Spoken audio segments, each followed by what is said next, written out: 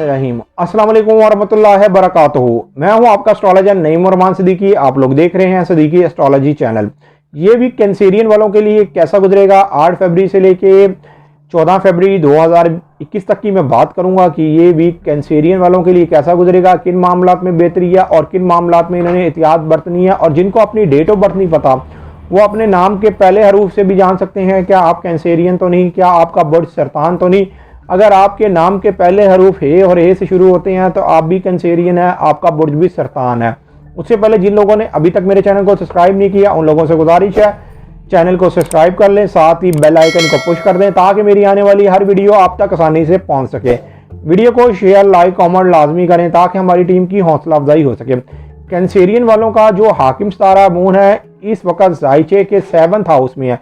यहाँ पर ये 2 दिन इनके 7th हाउस में रहेगा और ये 10 फरवरी 2021 को आपके 8 हाउस में चला जाएगा। लेकिन यहाँ पर ये 2 दिन आपके 7th हाउस में रहने की वजह से आपको शराकती तौर पर मामलात में कुछ ना कुछ कामयाबी ज़रूर देगा। इसलिए कि वैसे अगर जब मून 7th हाउस में होता है कोई इतनी अच्छी पोजीशन में नहीं होता। कैप्रिकॉर्न में मून की कोई पोजीशन इतनी अच्छी नहीं होती, लेकिन यहाँ पर इसकी नज़र एक अच्छी बन रही है।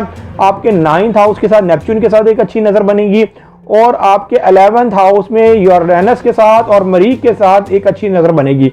ये अच्छी नज़र बनने की वजह से जो ये आपके पहले 2 दिन है 8 से लेके 10 फरवरी तक इस वक्त के जो दिन है इसमें आपको कानूनी मामलात में कुछ बेहतरी होती हुई नज़र आएगी। अगर आप बैरून मुल्क ट्रैवल करना चाहते हैं, गैर मुल्क जाना चाहते हैं तो ये 2 दिन आपके लिए बहुत ज़्यादा बेहतर साबित होने वाले हैं। इन 2 दिनों में अगर आपकी कोई उम्मीद और ख्वाहिश है और वो पहले पूरी नहीं हो सकी तो इन 2 दिनों के अंदर वो उम्मीद और ख्वाहिश भी पूरी होती हुई नज़र आ रही है। आपके इज्जत के मामलात में बहुत हद तक बेहतरी होती हुई नज़र आएगी। लेकिन उन कैंसेरियन वालों को इस वीक में ज़्यादा बेनिफिट मिलता हुआ नज़र आएगा जिनका पैदाइशी तौर पर मरीख स्ट्रॉन्ग होगा। इसलिए कि इस वीक के अंदर मरीख ने आपके 8 हाउस के साथ ज़रा बैड नज़र बनानी है। अगर आपके पैदाइशी जायचे के अंदर मरीख स्ट्रॉन्ग नहीं है तो फिर तो आपकी उम्मीद और ख्वाहिश में उस तरीके से आपको कामयाबी हासिल नहीं होगी।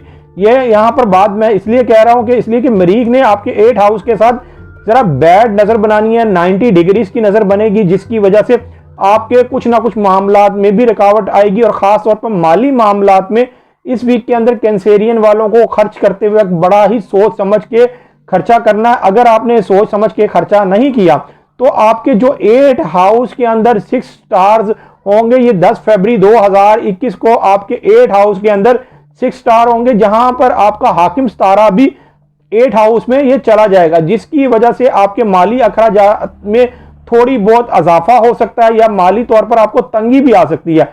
आपको ये चाहिए कि खास तौर पर ये जो 10 फरवरी से लेके 12 फरवरी के दरमियान तक अपने माली अखराजात करते हुए जरा थोड़ा बहुत एहतियात और मुताद से आप ये अखराजात करें। आप गाड़ी और मोटरसाइकिल चलाते हुए भी जरा एहतियात करें। और अगर आप ट्रांसपोर्ट का बिजनेस करते हैं तो ट्रांसपोर्ट के बिजनेस में भी आपको एहतियात बरतनी होगी। इसलिए कि जो आपके 3rd हाउस का हाकिम सितारा मरकरी है वो इस वक्त रिज्जत में है, वो आपके 8वें घर में है, जिसकी वजह से आपके रिश्तेदारों के साथ भी आपके मामलात खराब हो सकते हैं या कुछ ना कुछ पेचीदगी हो सकती है। अगर आपने दानिशमंदी से काम लिया और अपने हर मामले को एक दफ़ा चेक करके आपने काम किया तो इंशाअल्लाह ताला आपके साथ फिर उस तरह के मामलात नहीं होंगे।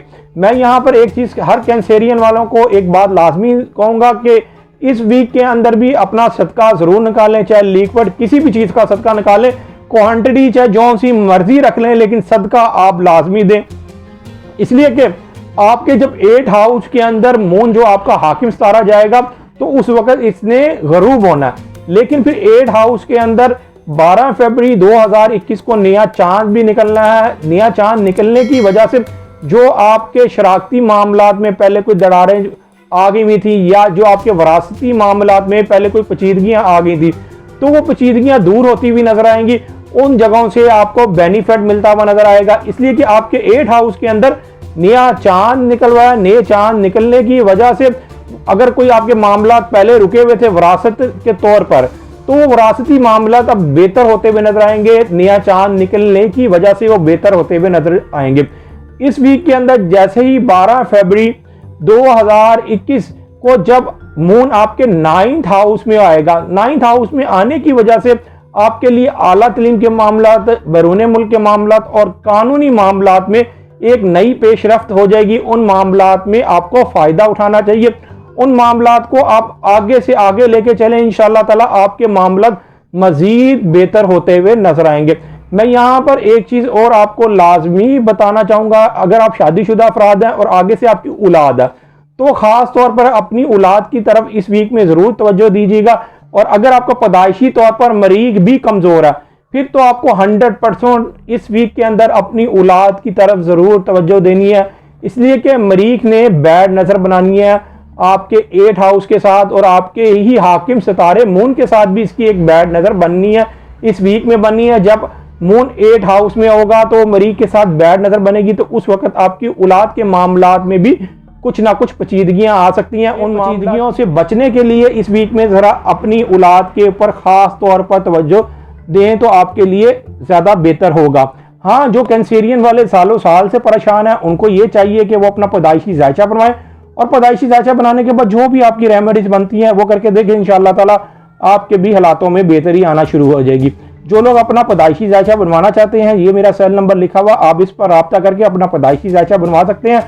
पैदाइशी जायचे की थोड़ी बहुत फीस तो होती है लेकिन आपकी बेहतर रहनुमाई कर दी जाती है।